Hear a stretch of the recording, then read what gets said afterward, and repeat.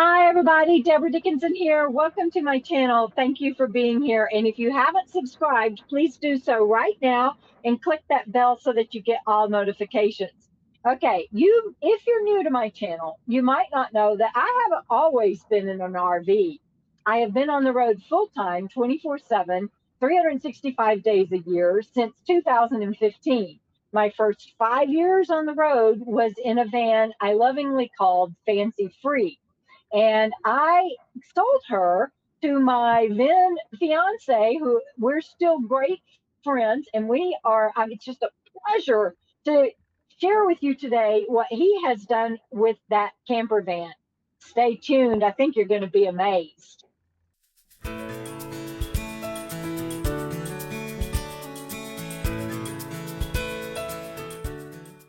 Welcome back to my channel, Robert. Thank you. And it just seems so weird to be saying that, but you're in Wyoming and I'm in Nevada, and we get to do this interview yesterday and now today, the tour together. How fun is that?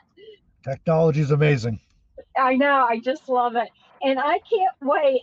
I'm like, I really, when you were here and I was riding around with you, because of all of the changes that you made to Fancy Free, she no longer felt like mine. I mean, she's not.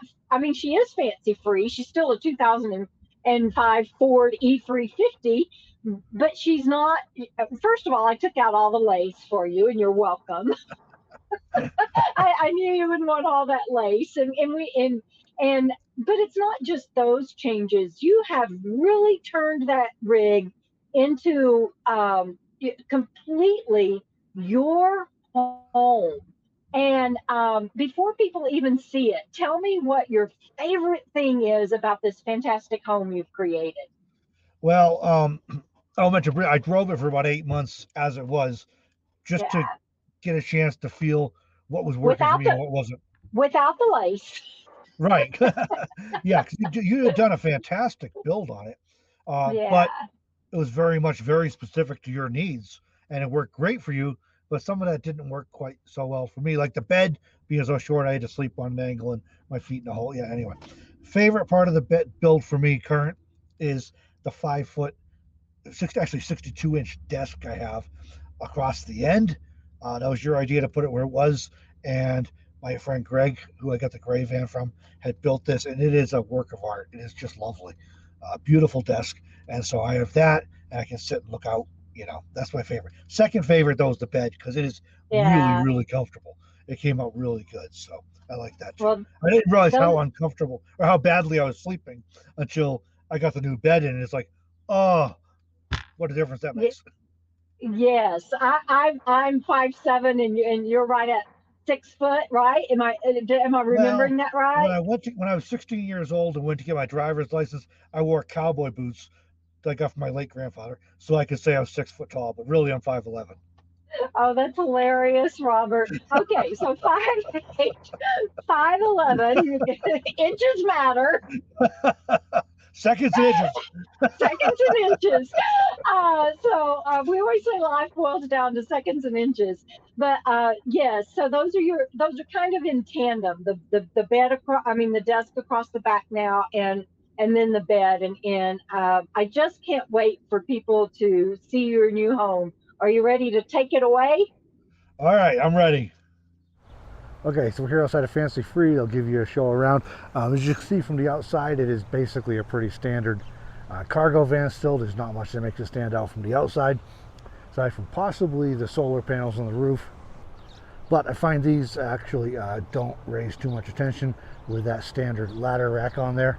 And a lot of people don't even notice their solar panels unless you're into this sort of lifestyle to start with, or you're using solar in your vehicles. Most people don't even seem to notice that they're there. They just assume it's some kind of industrial type rack or something, which is really convenient. Okay, so we're inside here. Up in the front is basically a very standard cargo van. Not much exciting up here other than GPS and my rear view camera, electronic rear view camera. It's normally a backup camera, but I hooked mine up so it's on all the time whenever I'm driving. Behind the front driver's seat, I did put in is used for store. I used to store water jugs back here, and I'm doing something different now. So I'm storing all my fluids and funnels and that sort of stuff, you know, oil, transmission fluid, all that kind of thing. Just in case if I'm traveling and I need something, I can make sure I have it on hand.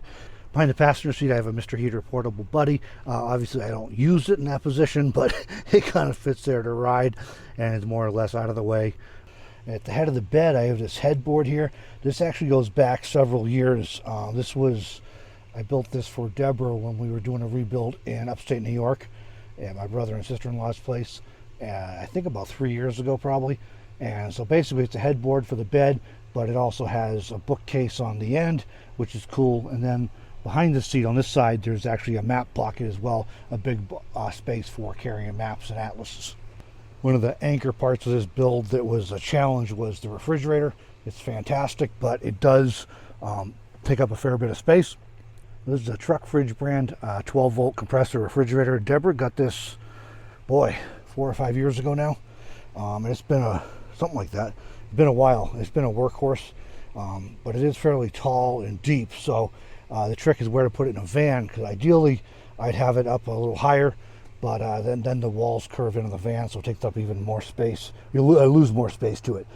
So in this rebuild, I put it under the bed, and that means the bed is like 21 inches off the ground to the platform, and then the mattress on top of that. So it is fairly tall, but it works for me, and I don't mind the height. The only catch is I can't sit on the bed, but I don't do that anyway, so it doesn't really matter. And the fridge works well there, and it's nice because if I'm getting groceries or something in town, I can open it up and put groceries in from outside while I'm still at the store. On the other side here is the kitchen, and it's designed to be accessible from inside or outside, so I open it up. Even my kitchen utensil drawer here opens on both sides, and of course I can access water, and the gray water tank I can access from outside for easy cleanup. So the rest of the kitchen here from the inside, I have storage underneath on, it's kind of divided into 2 sections. I have storage underneath on both sides. This is just miscellaneous, you know, kitchen type stuff. And I have a 4-gallon water jug on this side. Actually, I have 2 of these jugs, and I'm still trying to figure out a good place for the other one to ride, but that's a work in progress. I got some ideas on that. And of course, the little silverware drawer, the Lone Star drawer pull is from Texas, and that was part of an earlier build that we did down there in Texas. I have a sink in here, and this is handy. It's not essential, but it is handy. And like I said, it just drains into that gray tank that I can take out and dump. The cover for it just gives me a little more counter space. And this piece of wood here was actually, again, out of Debra's kitchen counter she had in the previous build. Obviously, that's not a whole lot of counter space if you like to cook it all. So I went ahead and put this in, which lifts up and has the hinges that lock in underneath. And so this gives me a lot more counter space when I'm working. And so this kind of serves as a place to set the stove usually if I'm cooking inside, which I try not to do. And obviously when I do that, I have to pull the curtains way out of the way and use heat shields for safety reasons. But then this just folds down when I'm done and don't need it anymore. The spice rack up here was built by my friend Greg. That's been in several vehicles. I think going back to my minivan era, if my memory's right. And so that's been in several rigs. That works well there. This is a new addition I picked up, an electric kettle. I've been using this because I have shore power here where I'm plugged in at the RV park in the summer, and that's been really convenient. I think it heats water in just a matter of a few minutes, so it's nice for making coffee and that sort of things. So looking from the back, see the front up there, and then the bed runs down the driver's side. Yeah, it's almost 30 inches wide by 74 inches long. That gives me more than enough room to sleep comfortably and stretch out without my feet or my head hanging off, and it gives me plenty of room to roll and turn over and things. I've done my first bed I built in a cargo van. I started off in a car, so my first bed I built in a cargo trailer was, I think I went with like 18 inches or 21 inches or something ridiculous like that, and it was really not very comfortable to sleep on. I was falling off it all the time. And then I went to like a 24 inch in the minivan, which was 50% of the interior width still, so it was kind of the best I could do without and still do anything else, but it still was a little too narrow for comfort. So this 30 inch works real well for me. There's a lot of history and significance here was even with the bed frame itself was built from leftover the previous bed frame, which was built from the previous bed frame before that. So it's been recycled twice now, used in 3 beds. This comforter I got from Debra. It's pretty warm, and this one also came from Debra. She got me that last year for you know, I guess make my thing look a little nicer with some decent bedding instead of just a sleeping bag I used to use like in the minivan and stuff and the trailer. This quilt my mother made. It matches the curtains, and this top one is actually a prayer shawl my mother made for my late wife some number of years ago. So a lot of significance with all this stuff. This pillow here my mother made recently after my grandfather passed in January. It made for one of his old flannel shirts actually, so that's kind of a fun thing to have there. So I'm pretty particular and careful about the bedding in here and trying to keep things clean and not putting stuff on it and everything because of the significance. This is just my camera stuff that's stuck there because you know, that's what happens when you live in a van and you're a photographer or videographer. You're looking at the shelving here, and I also realized I forgot to mention the paper towel holder up here. My friend Greg made this too. It's spring-loaded, all hand-built from wood, and it's got just enough tension on it that you can pull the towels out and tear them off, but it also doesn't unroll by itself while I'm driving down the roads. That's pretty cool. Shelving and stuff. This is something that this shelf here is something that Debra's cousin Mike built while we were in Texas, so that I retained this as it is. Or as it was, so that's just, this is a great little shelf, and it doesn't take up too much width. Lots of lighting in here. We have these LED lights that are quite bright. I think there's 5 of those around the van. They're actually so bright I only use them if I'm like trying to cook or do cleaning or something else in the evening. Normally in the evening I just turn on these little, I think they're called fairy lights or something. Debra turned me on to these anyways. But I find these provide enough light in the evening that, you know, for working or whatever, unless I'm like trying to read a book or something, or I'm reading on the computer or phone, it's all fine. So these are what I mostly use in the evening, is just these little lights, LED lights.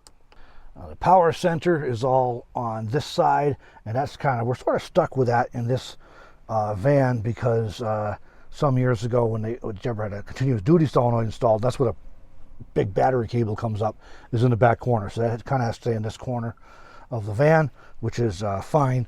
But anyway, this is all the electronics for it, and you know, the fuse box and the solar charge controller. Then under my small hat collection here is the inverter, which of course I use when I'm boondocking.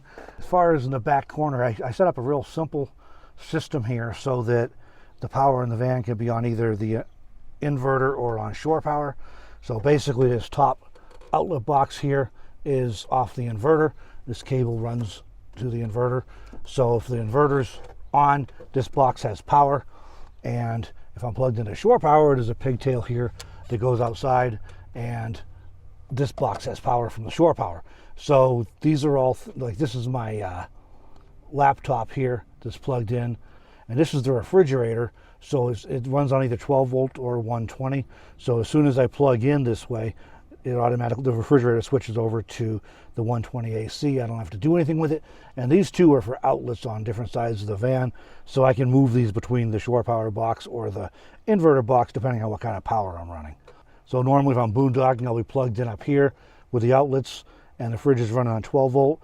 As soon as I plug into shore power, the refrigerator switches over to AC because it has it from here, and I just move these 2 cords from up here to this box, and I'm running on shore power. This walking stick up here hangs from the ceiling. My son Jake, my youngest son, made this for me several years ago. He and his wife lived in Texas for a while. They came to see Debra and I while we were down there, and he brought this along, and he made it from scratch. And so I've taken this on quite a few hikes, and I mean, otherwise it rides up here where it's safe and sound while I'm traveling. One of the highlights of this build is this desk in the back. It's 62 inches wide, so that's just over 5 feet. I think it's about 2 feet in depth, but it works really well for me. My friend Greg built this as well, and when the sun hits it right, it just glows. It's just gorgeous. Greg also builds, Greg is a woodworker and also builds like cedar strip canoes and things, and paddles and all the rest. So he does a fantastic job. And this desk is a work of art. So love having that and very comfortable to work at. It gives me plenty of room to spread out. And I don't have them out right now, but with video editing and stuff, a lot of times I end up with, you know, 1 or 2 external hard drives. And so I find it easier to use an external keyboard and mouse, and I can keep my phone on the charger that way. And everything's just really convenient that way. So, and of course, there's a quick plug for Debra Dickinson's YouTube channel, but you probably already know about that since you're watching this video there. I do have 2 roof vents in here, one in the back and one in the front. I'm still doing some tweaking with the configuration of the solar panel so I can hopefully use them both at the same time. And I keep this little one here that it oscillates if I wanted to. It also gets to be moved around. So this is great for, it doesn't move a ton of air, but it's enough when it's warm to just get some breeze flowing on you. And we see some of the outlets, one of the outlets, electrical outlets there. I have these USB and 12-volt outlets all over the van as well. There's another one on this side, and there's one by the kitchen area and a couple along by the bed. So those are handy to have around. This shelf up here was part of the build we did in upstate New York at my brother and sister-in-law's place. There's little baskets on it, and Debra actually put this finish on it, which is really nice. So that was mounted further up here originally, and I had to move it down towards the end when I put the bed this way, so I wasn't hitting it all the time.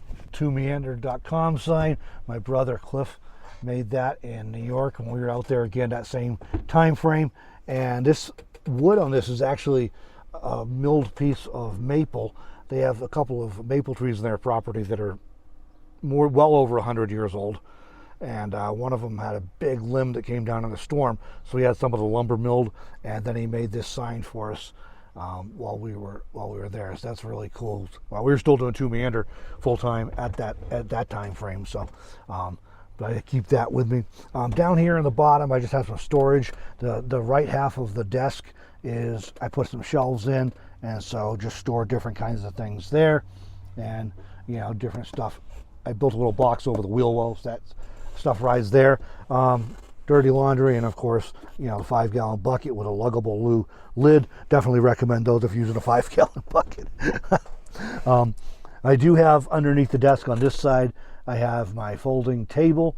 This is from, actually Debra got this for me. Rides out of the way there, and that works pretty well. And then over here, I'm going to be building a shelf over the wheel well here. It'll give me additional battery storage so I can put more batteries in the foreseeable future here. All right, I'll go back outside here. You'll see where the power comes in. This is just a pigtail that comes out here. I'm going to put a through wall outlet on there like on an RV, but I just haven't got around to it yet. Or a few stickers on here. This one came from a viewer from Cornwall that sent that to us. That's a Cornish flag on there for 2Meander, and of course a couple of Debra Dickinson stickers. Now look at the side here. I have double curtains in the back, one on each door, and then I have this other one inside here, so I can actually have the doors open and still have some privacy or shade, whichever. And then on this side, you can see the other rest of the storage from the outside. All right, so I think that pretty much highlights the features of the van. The bed used to be across the back, and then there was a kitchen, you know, behind the driver's seat, and storage between the kitchen area and the bed. And so I flopped that all around because I recycled a lot of stuff.